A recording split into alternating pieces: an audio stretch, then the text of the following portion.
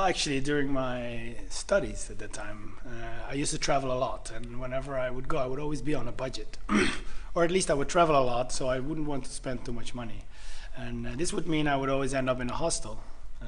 I was fine because you would meet people, the vibe was always very nice, but actually it was often very dirty and you had to share your room. So we felt like there's like a big gap there between hotels and hostels. So we decided let's make a little cubicle basically. Let's turn the bunk beds into little rooms, and that's how it got started. We actually had built a prototype of a room, and which we now call a hub, which proved to be very successful. It's like soundproof and fireproof, and it's like a fully equipped room, but then a small version. Later, actually, also came into contact with a lot of technology solutions, and now we've added the whole experience of a city hosts, which guides you around the city through our app, which actually is really to add the dimension like local experience that we wanting to give guests.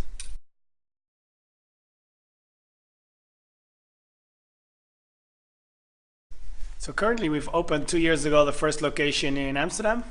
It's very successful. We're always full, and the RevPAR is good. And now we're opening in Rotterdam in February, our second location.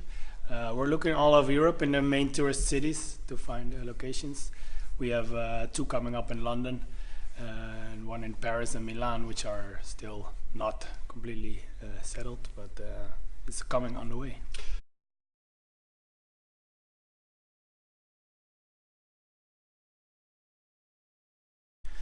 Yeah, I guess what's very important that we're filling up the gap between hostel and hotel. So the bathrooms, they're on a shared location, which means every floor has their own bathroom area. Men and women are separate. And there, it's like a bathhouse, we would like to say. It's kind of like really luxury, full service. People get kimonos, so they don't really have to walk naked around the hall or anything.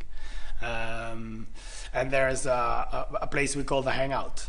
And that's actually where everything comes together. It's like a bar and lobby in one. There's where the city host is present, so you can ask questions like about where to go, and it's actually completely self-service. So when you enter, you check in, you activate your wristband, and the wristband, which is also your key to your room, to the hub. You can also use it to make your own beers at the bar. So there's a bar in the Hangout where you can draft your own beers, make a cocktail, and just use it all yourself with the tap of the wristband you pay.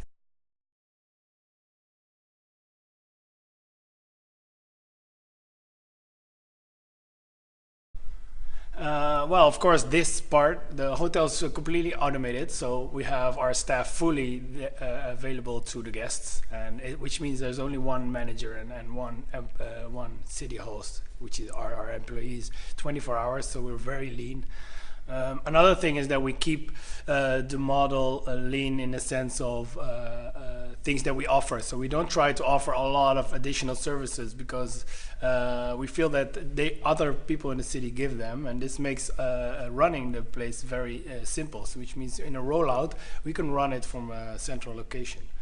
Everything is also connected to the IT system, which means we can measure everything that's going on. So as soon as stuff goes bad, or also if it goes well, we know it, and we can act upon it.